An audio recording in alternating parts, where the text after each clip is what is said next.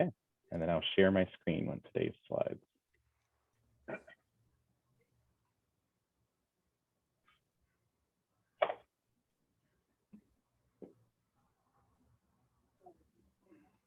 Okay, so what we're going to talk about today is we'll have a brief introduction, the reservation of lots, and that's the deeply affordable units for development and priorities around homeownership program. I see there's a question. Oh, the email address is Woodlawn Housing at cityofchicago.org. It's also on that website.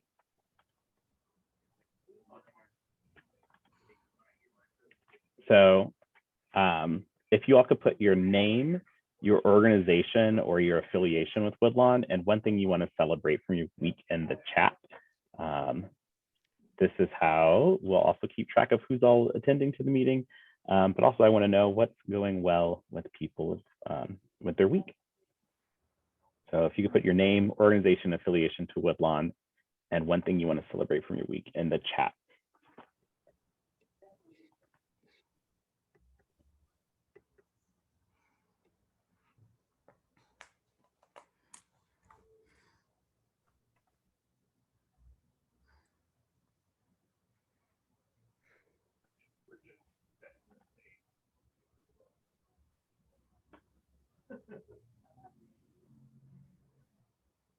And I believe we have one person on the phone. So is 773-947-0345. Do you mind unmuting and just introducing yourself?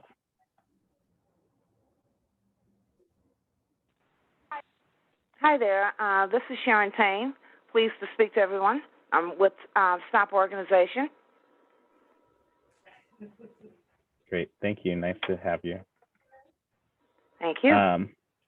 So if you all can put that in the chat, I'll move on to the next slide so you can start with the fun stuff. So the reservation of lots. Based on our early input from the group, with the crafting of the ordinance, people really stress that we need to make sure that we are offering a deeper level of affordability to people in Woodlawn. So the section of the ordinance that this came out with was that 25% of city-owned land, or 52 lots, need to be held for deeper affordability, which is people who are making 50% of the area median income or below. So these lots, so in 15 of these lots, of the units that are created on there, 15% of those units need to be at households between 30% and 50% of the area median income. And another 15% needs to be at people whose households are below 30% of the area median income. So what we're here today to do is, like, we want your feedback on where these lots should be distributed in the community, and what kind of resources should be near them.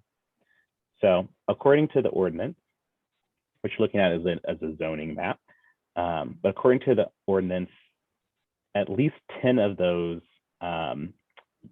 lots need to be in high density areas. These high density areas mean that we can build more units. And then the rest of those could be mixed throughout the rest of the community. So just one mention here is this yellow area. It says potential for high density zoning. It is not. It is part of a planned development that was very old.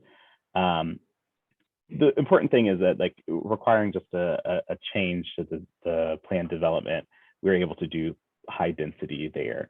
So we want to have that as consideration as well, part of this conversation.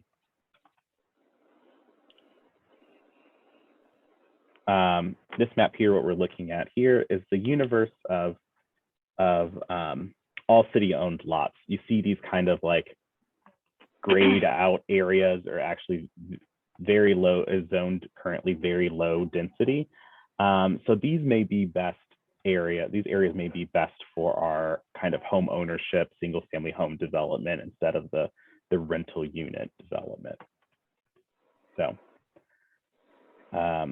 what we have here. Can we ask questions as you go?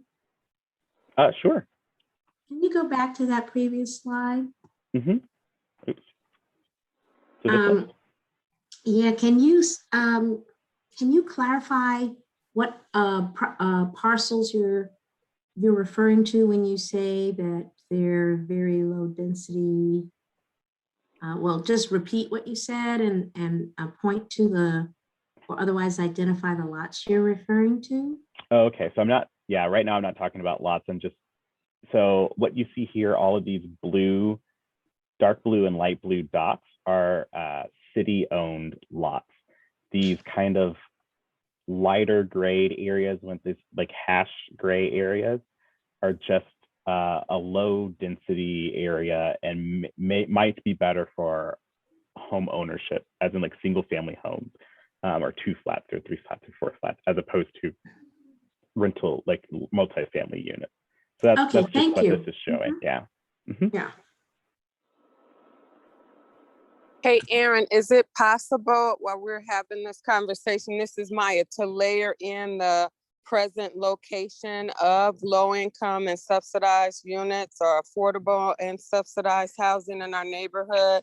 So we're conscious of where there are higher pockets of subsidized units and not trying to concentrate. That makes sense. So I can go through this slide of just saying because we made a proposal for us to, as a feedback mechanism for us to talk about, but I also do have that map. So I can talk through the slide real quick and then show you the proposal and then show where current affordable units are located. So, because then I think that just helps us have the whole discussion. Is that okay? Yep, sounds good.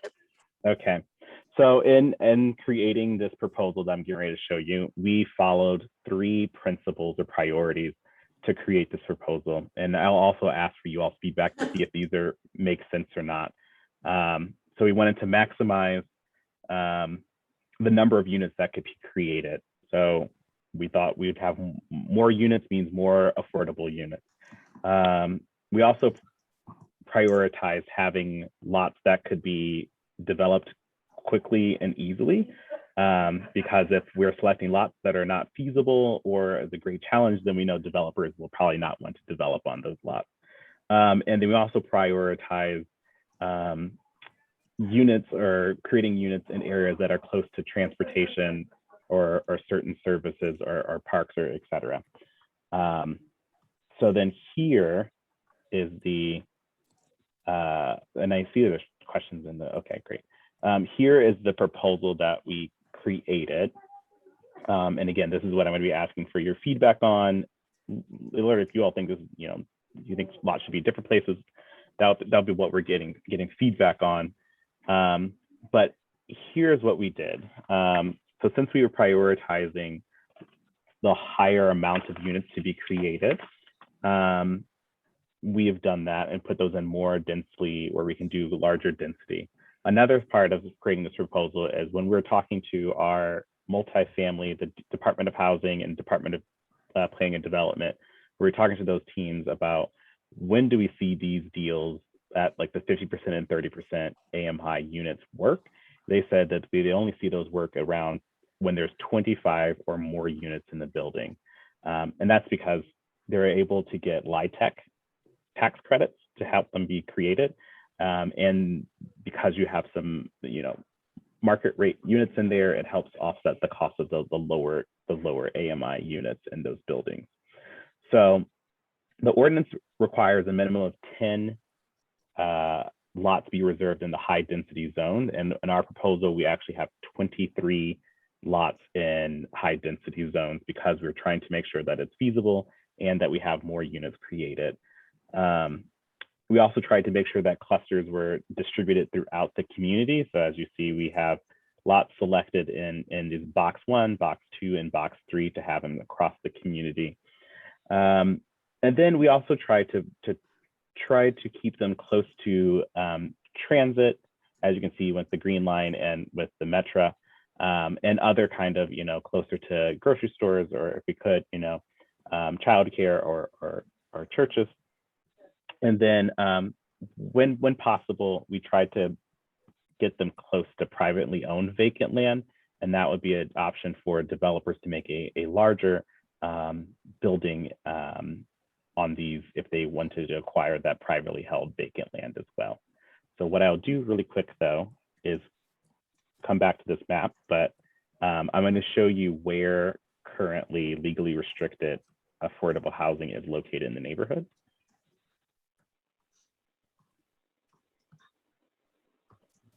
Okay.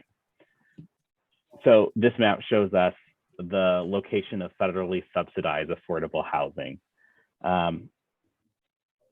We can see it's kind of close to where box number 1 is, near where the jewel is over here, and we have some that's kind of spread out over here. But I would say the largest concentration is up in the northwestern kind of quadrant.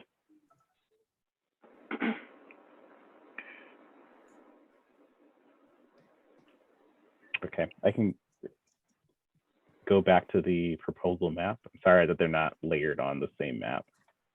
So here's this proposal map again. So the discussions, we have 2 sets of discussions. So the first question I want to open it up to the group is this the right list of priorities? And those were the feasibility, maximizing units, and close to amenities. And is there anything else that we should be added to that list of priorities? So we had maximized unit creation, quick and easy, and close to amenities. And here's what we looked at for those things. But in your list, I'll open it up to the group. Is there anything that we should add, or does this seem correct? This is Naomi Blackson Green. I would like to add that we are concerned with that the Black communities are joining in the move away from gas inside of built infrastructure as the world is moving away and decarbonizing and bringing in newer and higher technologies, that the developers find a way to make those next generation housing models include what folks are getting across town in decarbonized or electrified residences. And also that, there's affordable housing and then there's affordable housing. There's no law that requires affordable housing to be ugly. And I think that higher standards in the aesthetic of affordable housing, the degree of the level of landscaping that is added, the green corridors are extremely important spiritually as well as ecologically. And so some standards should be added there, in my opinion. Yeah, thank you. That's very important to highlight, is that decarbonization and the environmental impact of the buildings, because we also know that more efficient buildings will also lower the cost for utilities for the tenants, which helps them have more money in their pockets. The other thing is, which I'm, our Commissioner Cox of the Planning Department is very into design and ensuring that affordable housing, looks very high quality and is well designed throughout. But thank you for saying that. DOH also did recently update our design guidelines for development as well. But those are things that we should continue to ensure that is happening with these developments. Any other priorities that we should add to the list? So I have the design and decarbonization. yeah, energy efficient as priorities for the developments that go there. Anything else that we should add to the list, or did these seem like the right list of priorities to people? I'm still, this is Maya again. I'm still hoping that we can have a very strong focus on the block dynamics when we make decisions about the number of units. So again, that we're not clustering.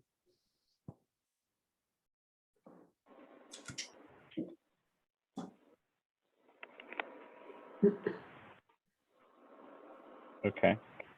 And just to put, I think on your map, Aaron, you're identifying little, was it little squares or something, but it doesn't consider the density or the massing of those existing properties. So again, I just really want us to be intentional to make sure we're not concentrating.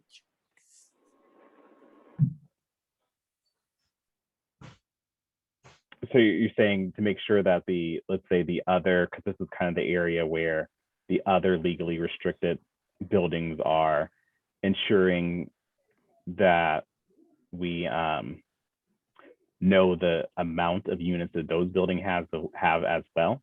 Yeah, so I think about, again, like a 61st and Kimbart, where there is a higher concentration of subsidized units.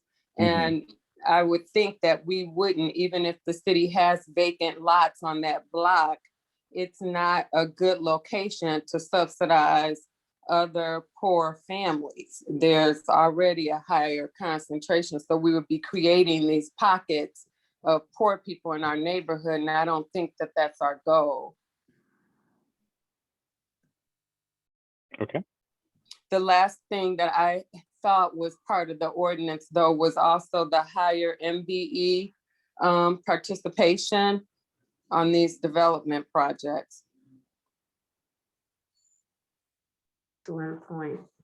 Yeah, I mean, it's the what DOH requires of MBE requirements, which is around at this point 26 and 6, and they were to be expected to still follow those No, rules. I thought the ordinance said there will be a higher threshold for MBE participation.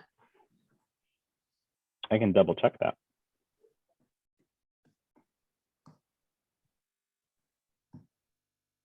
The ordinance does require preference for local developers, and that the developers create a local hiring plan. That's on any development that happens on city-owned land or through the Woodlawn Loan Fund as well, which is not a requirement in other areas of the city. Okay. Well, I hope our focus is to engage more minority contractors.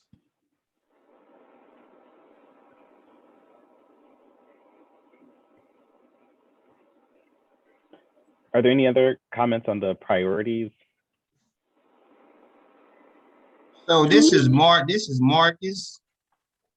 With Yeah. the priorities, if you can just get a map that has a little more symbolism to it than what we're actually seeing, that's keep being discussed as far as with the density and more having a more restrictive feeling of low income housing being cluttered.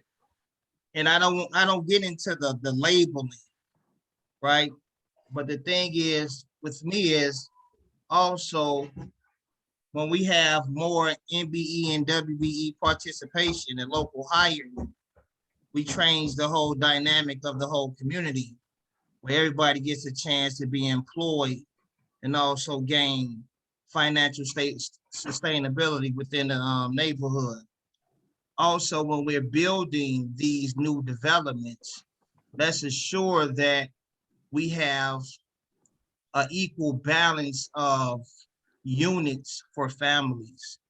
Because what I'm seeing now is that with these high density buildings, they're putting in a lot of single bedroom, single 1 bedroom or studio apartments. Yeah. And that cannot adhere to the families that's in the Woodlawn community. So let's make sure when we are actually building the new development of these buildings that's 25 units or more, that it can adhere to the community and the families that's within the Woodlawn neighborhood.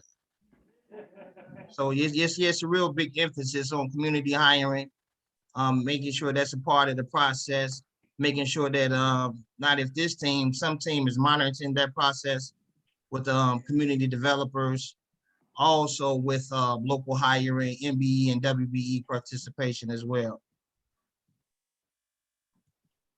Thank you.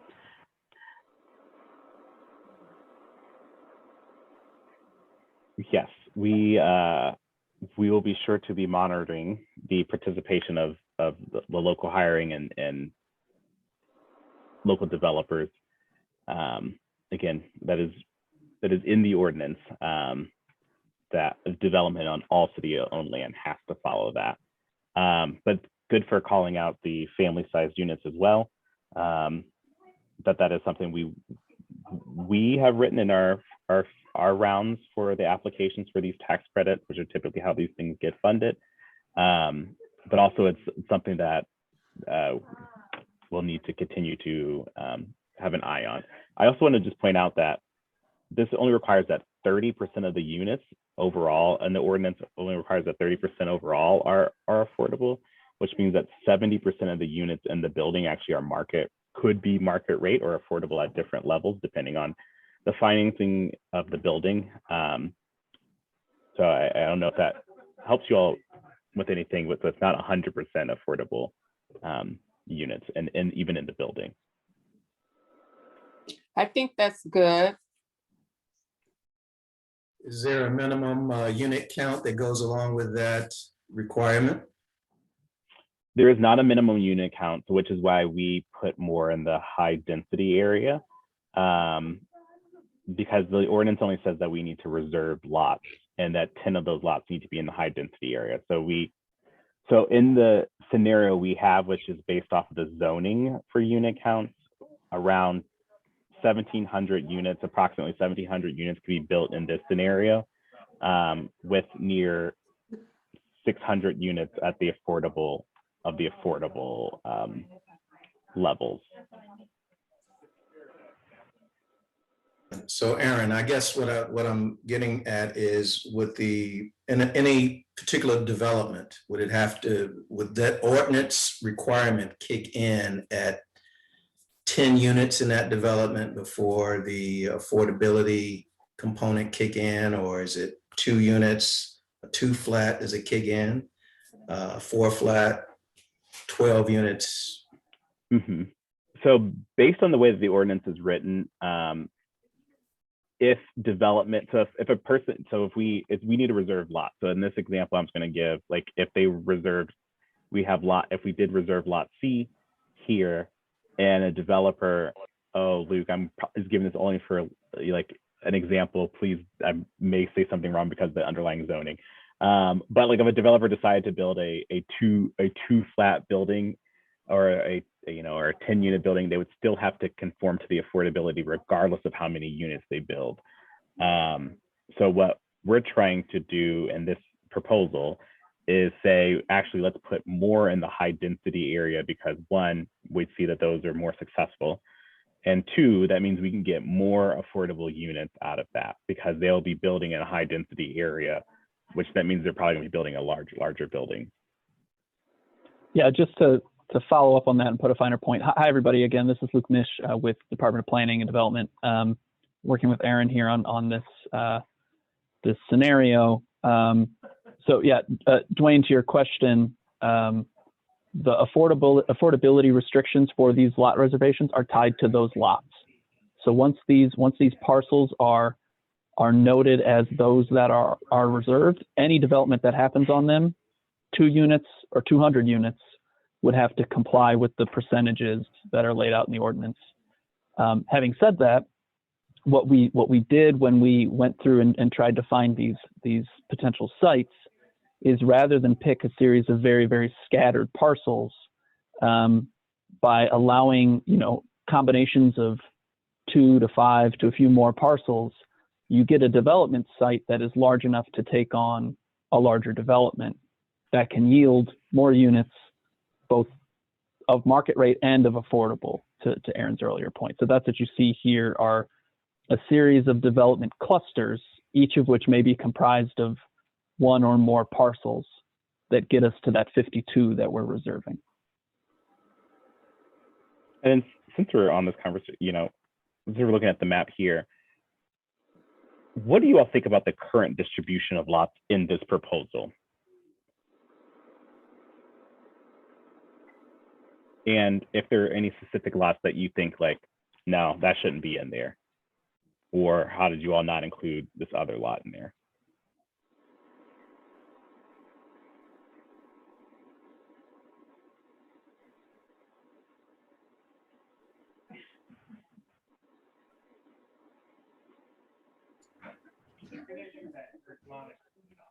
Well, I think that the criteria that you've created so far, my initial reaction is that I'm okay with that. I think that for affordable units, you need to be near a transportation hub. That is pretty basic, and I think that's a requirement. Some of the other components that you have on the list, I think we have to look and see how that criteria will be met with the configuration that you're proposing. Okay. But from a transportation point of view, I think, you've captured it with these. And Aaron, I have a question. I'm still not able to kind of wrap my head around the map right now. Mm-hmm. And I'm thinking about affordable single family dwellings, not necessarily multiple unit rentals. And I know that you mentioned that in terms of the lots. So have you picked out specific lots that will be built where single family homes will be built for purchase? We have not, but that is actually part 2 of this conversation tonight. Okay. So All right. we'll get there after this. Okay. After this one, though. But is there anything that would be helpful for you to understand this map a little more? And I see Luke is drawing some where there's concentrations of existing affordable housing on the map as well. Yeah. And for me, I always need to go back, look at things and digest it sort of on my own. Mm-hmm. And like I did before, I sort of emailed you questions or concerns that I have. So that's probably a better way for me to do it. It's kind of, overwhelming for me right now. Okay. And I have a feeling that, I've had the pleasure of looking at this for several weeks, but I have a feeling that may be true for others. And so, tomorrow morning, I'll email out the slides and you all can sit with this, over the next week and also generate ideas and thoughts and email them to me or that Woodlawn Housing email address. And again, I'll have this posted on that website.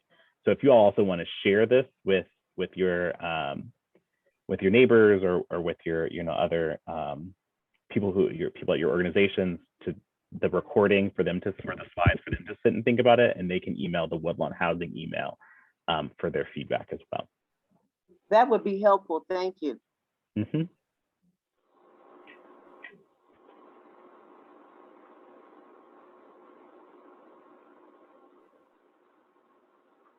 Anyone else have any feedback on this proposal of the distribution or the any particular lots that you think should or should not be included? I just want to come back to a point that Naomi made in her comments about green space being part of the configuration of this redevelopment. Mm-hmm. How would that be utilized in this regard? Are you open to using city lots to create green space on the block? Is that something that we can do that should be part of this?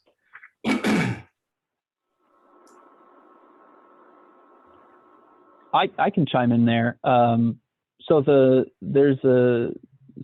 our standing kind of guiding document for Woodlawn is the Woodlawn Plan Consolidation Report, which was passed by the Plan Commission, approved by Plan Commission back in May of 2020. And that was specifically one of the recommendations that came out of that report, which itself, compiled planning studies from the past 15 to 20 years in Woodlawn. And one of those recommendations was explore opportunities for additional open space where possible. And so I think there's probably two levels at which that happens in the context of what we're talking about today.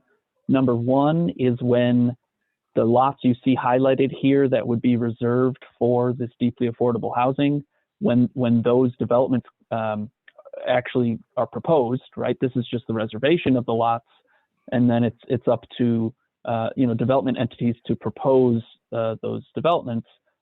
It will be incumbent on DOH and DPD to ensure that that those proposals include adequate open space where possible and where appropriate. So that's one layer, right, is within the developments themselves. The other layer is looking at opportunities for standalone green space where possible, whether that's on city-owned property, whether that's strategically leveraging other privately vacant land. We would be exploring how to do that at the appropriate time. So, I think what we're trying to do from a planning side is find a way to physically land the recommendations that came out of that report. At this point, they're kind of narrative recommendations. So how do we turn that into a physical future? Okay, we want to reserve open space. Where do we do that? And so that would require kind of a planning and visioning study to understand where open space is needed. And yeah, is it city-owned land that allows that to happen? Is it other property? Is it improvements to existing open spaces? But no, it's a good point and something we would need to tackle as we continue to kind of think through what development looks like across the community.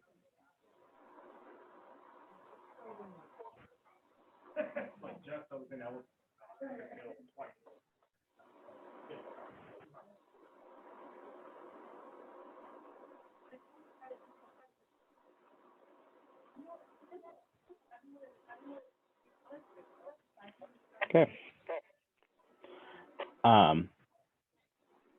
If there aren't any other ones on the lots, I'll move on to the for purchase single family home conversation.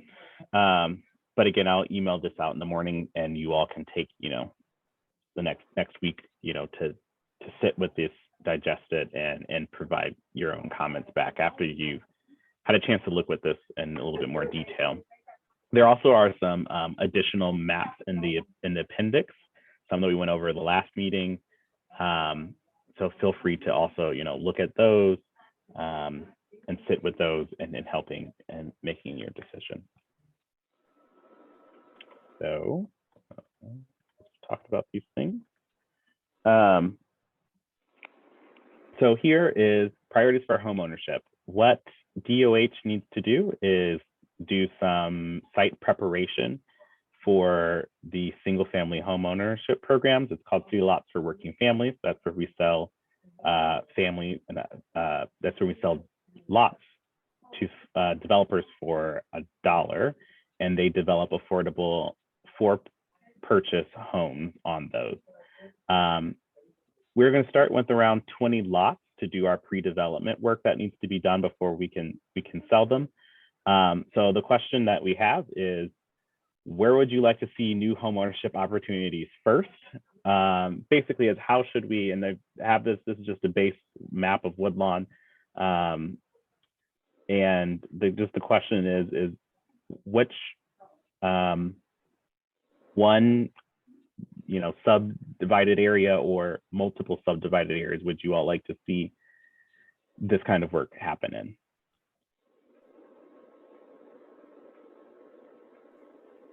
I think, Aaron, this is Maya, that we should look at how we can create more affordable homeownership units in the area closest to where the new presidential library is going to be, because you know those values are going up and up and up.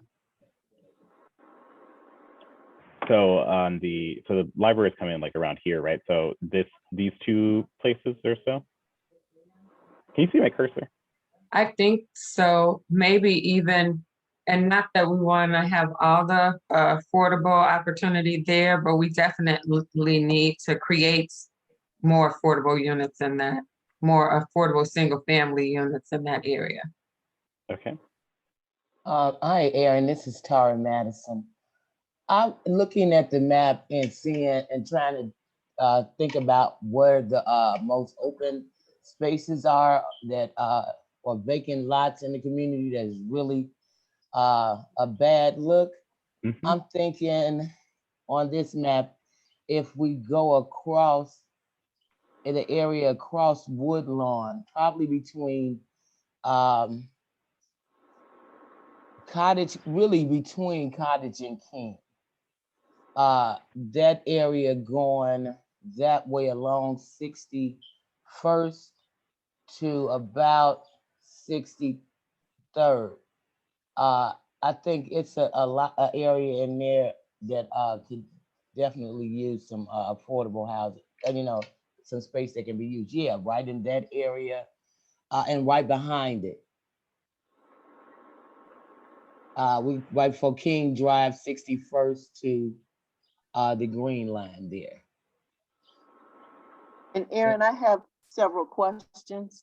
Mm-hmm. So 63rd Street east of Cottage Grove, those vacant lots, are those all earmarked for commercial space? Because initially, the person who developed my home was going to be going down 63rd Street and develop homes on those lots. So are they going to be commercial, or are they going to put homes on those lots? So this is the opportunity. So Luke, did you just circle where she's talking about? No, I was trying to circle what I think Maya was referencing, which was the east side. I think to Linda's note, again, coming out of the Woodlawn Plan Consolidation Report, you know, the vision is for 63rd Street to be a commercial corridor, but you know, we think that it could be a mixed-use commercial corridor, which is to say, commercial perhaps on the ground floor with residential above. Again, given the importance of that corridor, the history of that corridor, you know, I don't know, and more discussion remains to be had, but I don't know that additional single family or two flat homes on that stretch is in the foreseeable future. But at the moment, you know, there's no development plans. There's no specific development plans. But based again on the engagement that came through that planning process, mixed use, commercial oriented development is what we heard, I think, pretty resoundingly throughout that process. So based on what you were saying, if commercial space is on the first floor, then are you talking about condos that would be above the commercial space and then not necessarily a single family home? Probably not single family, whether it's condos or, you know, whether it's owned via condo or rented as apartments, I think would need to be much further, you know, more discussion and vetting on that.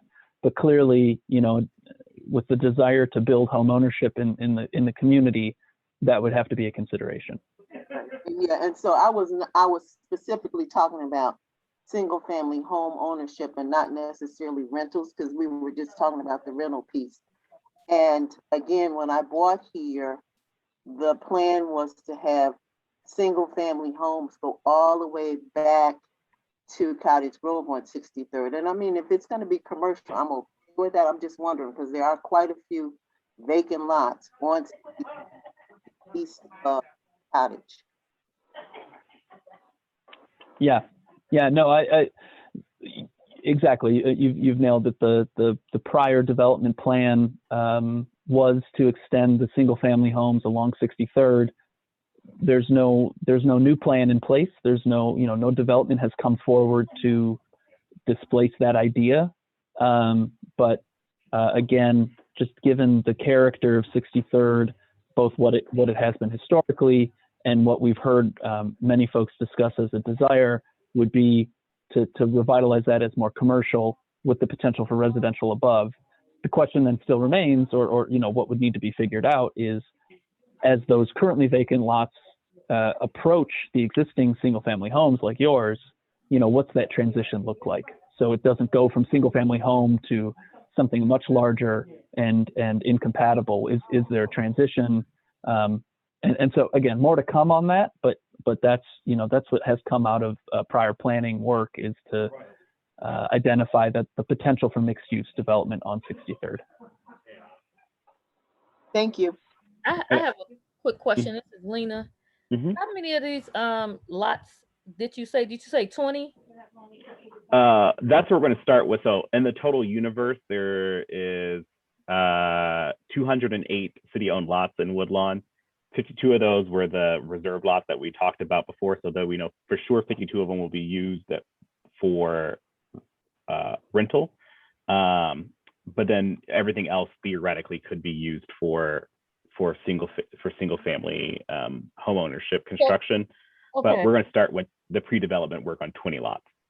Because I know, well, most of them vacant lots are definitely in West Woodlawn where I live at. So I'm conflicted with that, because I would say most of it probably would go where Maya said, close there.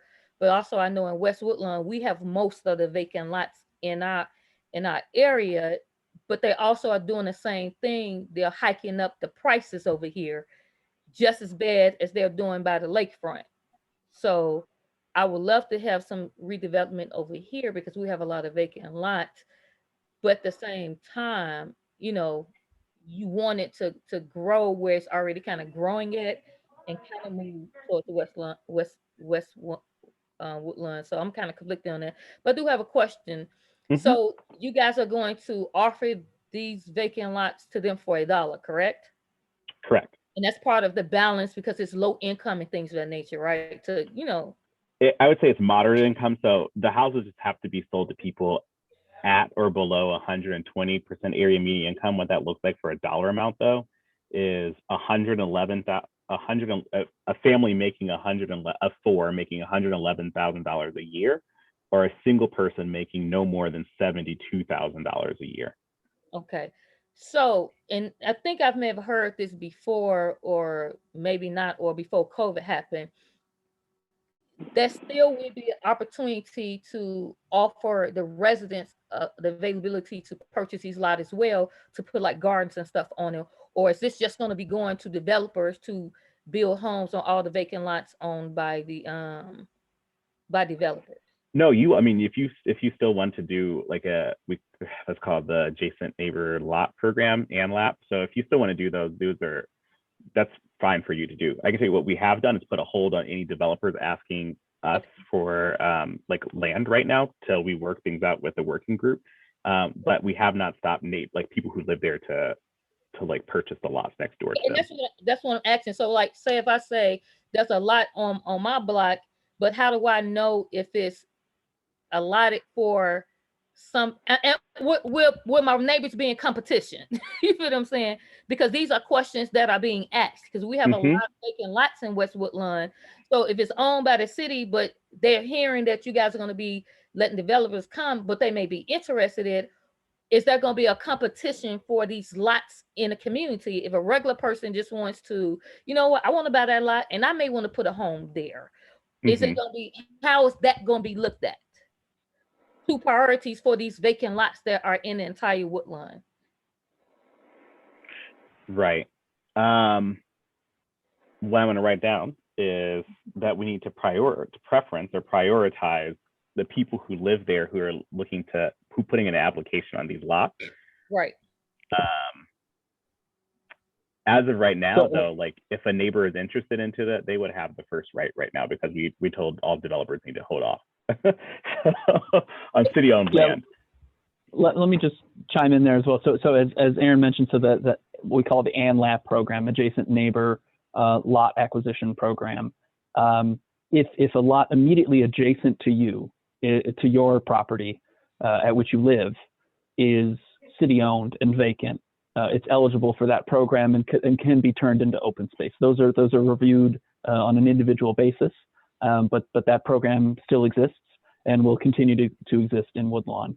The City Lots for Working Families program sells lots at $1 for the express purpose of turning those lots into home ownership opportunities to families making the amount that up to the amount that Aaron mentioned. And so when we say selling it to developers, categorically anybody who builds a house is a developer, right? Okay, And so to your point, if that's what I want to know, because I know some people who in the community asked about it, and I was like, well, I don't know. I think you got to be a developer if you can't do that. I want to be able to give the right information, because if that's someone who makes good money and they have the opportunity, they may want to put a home on it. I mean, that may not be highly likely, but you never know. It may be an option. I want to make sure that option is out there for, you know, a regular person who may just have a decent company that's available to them to come develop in Woodlawn. It just doesn't have to be a big major company. Right. The development, but I also want to make sure that people know that there's going to be green space in our communities, because right now we do want to be stacked, but not really stacked. We want to have affordable homes to fray the cost and make our neighborhood look nice, but we also want to make sure that the government and the city is doing right about what's going on, because I can tell you factual, there's a couple of blocks on my block that were owned by the city, and now they owned by a city land bank, which is still Chicago, and people are confused by it. So does that mean this lot is going to be allotted for development? Because last year it was city owned, now all of a sudden it's a city band link, and now it's not city owned, and we know nothing about it. So even though we having these meetings, people are not really aware what's going on to help to see if they can make these decisions. So I want to make sure if I get the information, I can tell them. If they can't come to the meeting, so I can get, somebody just asked me about this literally like 30 minutes ago. They was like, well, I'm interested, but do I have to be like a major developer? I said, I would ask, I don't know. And no, they don't. They, and the ordinance requires that actually we preference people who live in the community or have had a long track record of being a developer in the community. So we I just want to clarify, Aaron, correct me if I'm wrong here, but the City Lots for Working Families program in particular, while open to anybody, you don't have to be a major developer, does have Aaron, correct me if I'm wrong, a minimum number of homes that would need to be built. It's not a single lot purchase program. You would need to build, is it a minimum of 8 units? Is that right, Aaron? It's a minimum of 8 lots. Okay. So because you could build 2 flats on those, you know, I would say. Okay. So to be transparent, that does preference folks who have the ability to build more than one building. That's not to say that the city doesn't entertain requests for city-owned land for the purpose of building just a home. If somebody says, hi, I'd like to build a home, I see a city-owned property that I'm interested in, we have other processes for that. It's not within the City Lots for Working Family program. It's not within the AMLAP program, but we do have ways of conveying that land as well. And so if folks are interested, they can inquire about particular properties. Again, as Aaron noted, all of that's been on hold in Woodlawn until we settle all of this information. Okay. But so at that point, last question, just so I make sure I'm clear. None of the vacant lots in Woodlawn are being promised to this program yet. Correct. So I will take all the feedback that we have from today to say, here are the areas where people thought we should start doing, you know, we could do our pre-development, you know, work in. And that's it. But that is not like those. Once we do that pre-development work, we're going to package those up for City Lots for Working Family. But then that's it. Everything else will be open to, you know, the market. Well, I'll also say is that you mentioned the Cook County Land Bank. So that's through the county, not the city. People are, and so I've talked with them, and they have different qualifications and different kind of things. Like if people are interested in just buying a lot, that may actually be an option for them to look at, because they are pretty cheap, and they are pretty amenable to working with them. I'll also plug is that we have the Woodlawn Loan Fund, which is a construction loan for people interested in doing, that's a very, very low interest construction loan at 2.5% for people interested in doing multifamily or single family development or rehab or new construction. And that is due to this ordinance that was created. So that also preferences local developers and local people to have access to that fund first. So if people are interested, and that is now all fully funded and ready to go. So people, that's through CIC. So people are interested in doing, let's say, one building or one home, they could also look at that as an option too. Would you be able to email all what you just said, please?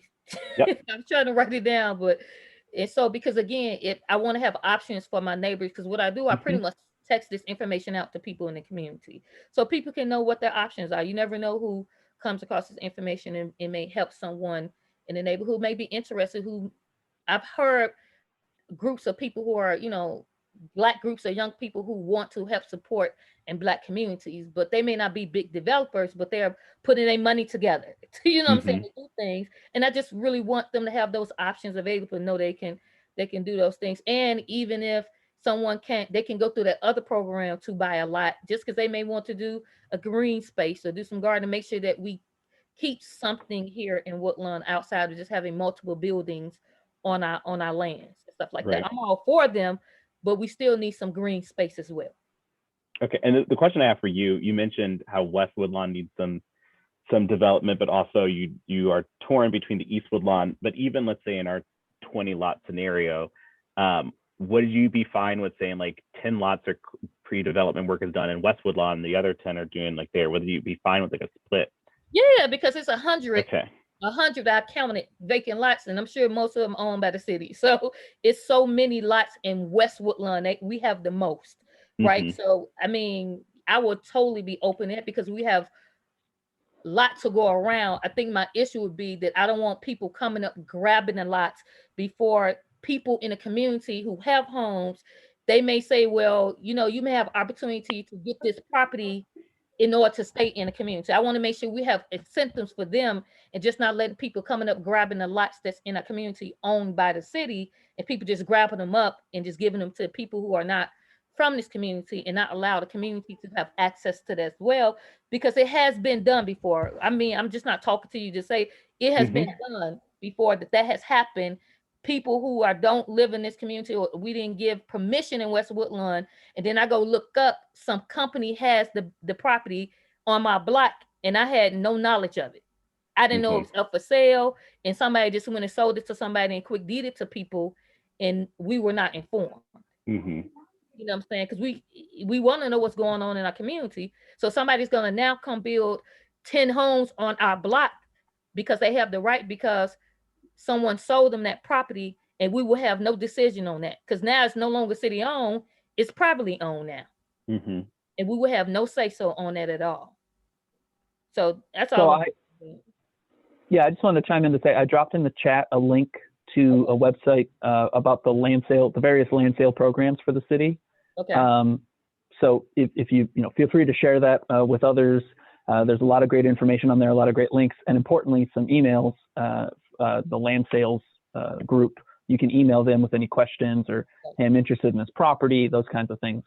I do just want to say as well, I know speaking of West Woodlawn, I know Alderwoman Taylor is very keen on making sure that any development projects do get in front of the community. And so I know that that's something that, is happening here on out. What I will just say though is, for the most part, if we've got city-owned land, we're open to discuss it, right? So if folks are saying, "Oh, I don't know if that's available," come talk to us, because the city does not want to be in the business of owning land, and so if folks are interested, we want to move that. And so, unfortunately, what happens is because maybe those things haven't been as transparent, folks in the community might not jump at that opportunity. Right. And others who may know do. And again, as a city, we're trying to move this property. And so I'm one of we those. sometimes, yeah, I'm interested and want to make sure we have green space and want to purchase property, but you have so many hands and so many things, you get confused. So if a property on your absolutely. block last year ago was city owned and out the blue it's in a different pot, you like, hold on now, something ain't going right now. You know who let that happen? And but I'm on these calls and I hear you guys talking good and sounding good. It's like, but boy, that ain't what it say on the website. You feel what I'm saying? So I just want to make sure I ask those questions and make sure these are things available to my neighbors. So they may not be aware of it, but I want them to know you Exactly. have an option. You can purchase land in your neighborhood before developers come, and you have that option to grow your community as well with them. And you're just not leaving it to developers to make sure your neighborhood look nice. And I want them to have that option that they can support and have an option to grow their community and have a hand in that. And that's why you don't see a lot of them on the call, because they don't know they have a hand in making decisions. Mhm. Right. But I have to go get them something to know they can come to the table to have something get them to the meetings. That's all I'm looking for, to say, look, you can purchase some land, but come to this meeting to hear about it. Yeah, So and Exactly. I don't know if you were on the call when I mentioned this earlier, is that I posted on our Department of Housing website, and it has the email address that I monitor, that people can also view this meeting, and then add their feedback and send that to that email address, for additional feedback, since they're not able to join this meeting, but they can, provide that feedback at that point too. Okay, cool. Great. I have a Um, question. mhm. So in the spirit of transparency and making sure that the community and the residents of Woodlawn residents are aware of the different options in terms of being able to be a part of the growth and sustainability of Woodlawn, is it possible before these RFPs go to these developers, there is some type of announcement made? Even though you said the preference goes to a Woodlawn resident, is it possible that we can get the announcement first and give us an opportunity to bid or to want to bid on some of these lots? Since you said they're not at this point, it hasn't been open to these developers. And then once that period is closed, then you open it up to everyone. I can check and see. I'll let you all know. I don't know the answer, like if that's a possibility, but I don't see why we, if it's not even just the working group, the people here letting you all know first. But I will check and see that answer and confirm that with what is possible. Thank you. Mm-hmm. And my comment may be a question for Luke. I was wondering about classic urban planning concepts. And as we talk about building new homes, my thought was that the preference should be the blocks that are nearest to a major corridor, like Cottage Grove or Stony Island, or maybe even Woodlawn. So I know, as Lena has pointed out, there are a number of vacant lots in Southwest and Northwest, the Northwest quadrants, but also Southeast has a number of vacant lots as well. So is that a great idea to start with those blocks that are closest to the major corridors and then build out from there? Is that something that you're looking at? So when it comes to, these single family or 2 flat homes here for city lots working families, we would want to prioritize not the corridors themselves, but Right. to your point, you want to be close to amenities. So maybe it's the next block off, right? Correct. I think, again, it's a question of, and to Aaron's earlier point, right? Let me back up for a second. Once we reserve the lots for the rentals that we talked about before, 52, all other lots that are appropriately zoned would be eligible for city lots for working families. But what Aaron's trying to work through here is 20 of those lots would be identified to do this cleanup work, essentially this due diligence prep work, in order to further reduce the ultimate sale price of those homes. So that's to say, where do we want to prioritize that? Certainly, to your point, near the commercial corridors is one priority thought process. To I think it was Maya's point earlier. So would it be, near the new amenities coming online where we might see pressure for prices to rise, for example, on the east side where the OPC is coming online. So yeah, that's definitely, part of our thinking process is where can this make the most impact? Where can this achieve affordability where we otherwise might see ownership prices run out of control? And then where can we have the most access to amenities, whether that's commercial amenities, transit, or other items. But yeah, you're right on track that would be a way to think of it. And Okay. this is Maya too. I like Lena's point, trying to excite some activity in an area that has a whole lot of vacant undeveloped parcels too. So maybe thinking through that. Yeah. And I think, and Aaron, jump in here, but our goal is not this or that. It's more of just when, right? That's the intention. Right. So we're trying to say, where do we start and know that more is coming. Yeah, and I also just say for the housing types allowed under city lots for working families, 2 flats, single family home, townhome, and the special thing about Woodlawn is that condos are also allowed to be constructed on city lots for working families, which is it's not allowed to be done in other parts of the city. So I think we could also think about maybe certain housing types, maybe more. We may want to see certain housing types, even though we can't really dictate that. But maybe we could lean a certain way of packaging, because condos have to be done in lots of 10. So maybe it's the way we package the lots or where we're cleaning the lots if we wanted to see that kind of development as well. One last comment, Luke. The one corridor that's not talked about very much is King Drive. Talk about Cottage Grove. We talk about 63rd. What are the plans? Is that something you guys are looking at? And not just for housing, but this would be commercial, I'm sure, mixed use. What are you seeing?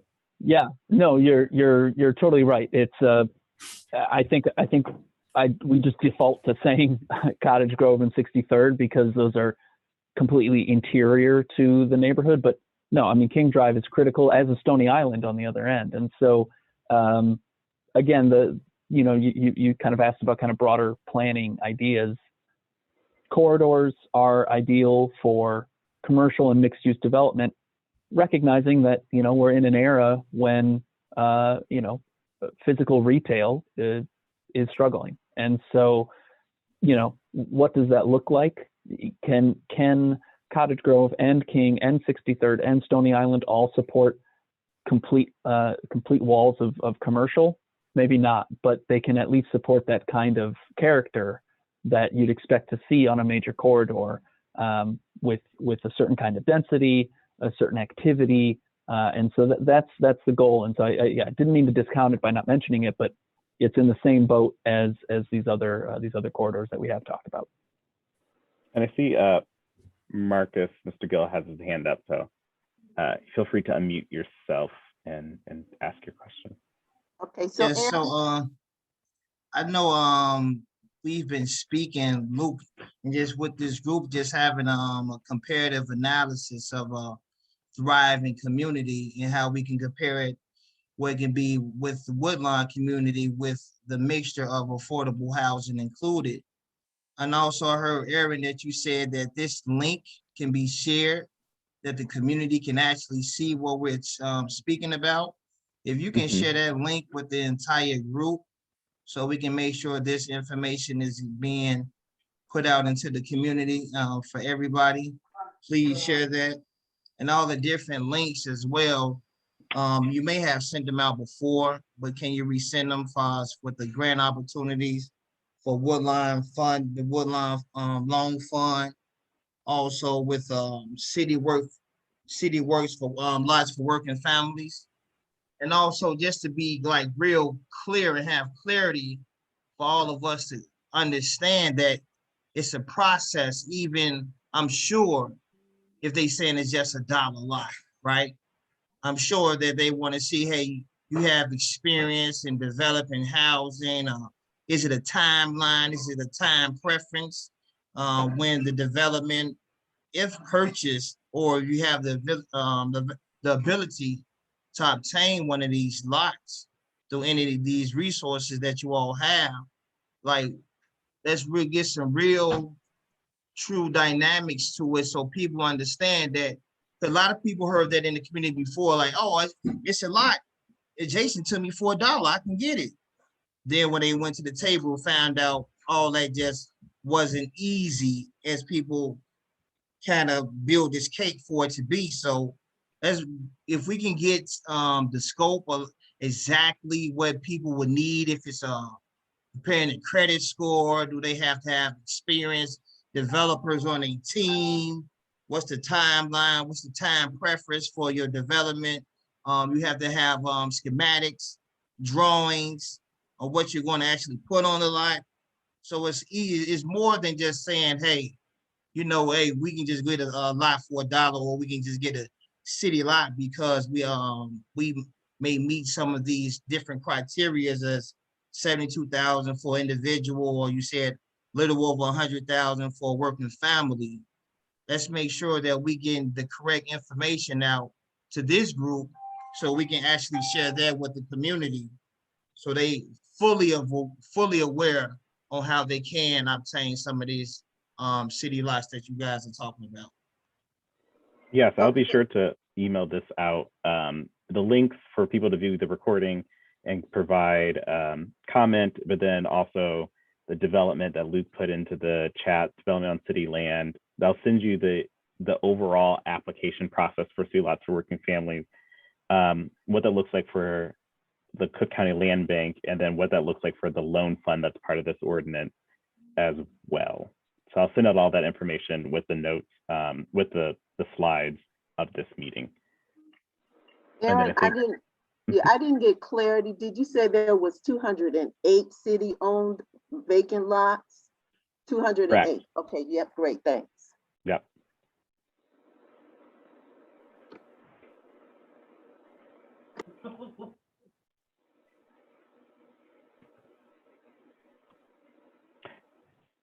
Is there anything else on the home ownership priorities? If not, I'll move on to closing us out.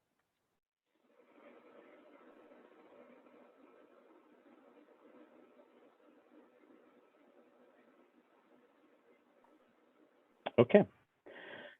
So next up, so the working group feedback will be incorporated into the proposal and submitted for final approval. So basically I'll wait for you all to have a chance to digest this information over next week with the reserved lots. We'll incorporate that feedback and then share that back out. What that looks like after we have that process complete, I'll just let you know for the actual reserving of lots process, we'll have to take that in front of an internal process and then have those actually reserved. So when anyone tries to develop on these lots that we reserve, it'll come back in our system to know, like, oh no, here's these other deeper affordability requirements that are signaled on these lots. Great. And then our next meeting will be on the preserving existing affordable rentals program. Will get some time scheduled for our next few meetings. I'm also looking at the possibility of I'm also looking at us having these as a hybrid model, since by that time our COVID restrictions for the city will have changed, hopefully. So I'll allow for people who are comfortable and wanting to be in person for some of these meetings to come in, but I still have the virtual option for people to join via Zoom at the next meeting. So I am looking into places in the Woodlawn community to be able to host these meetings. So more on that soon. And that's it. Any other questions, comments, concerns before we wrap up for the evening or announcements?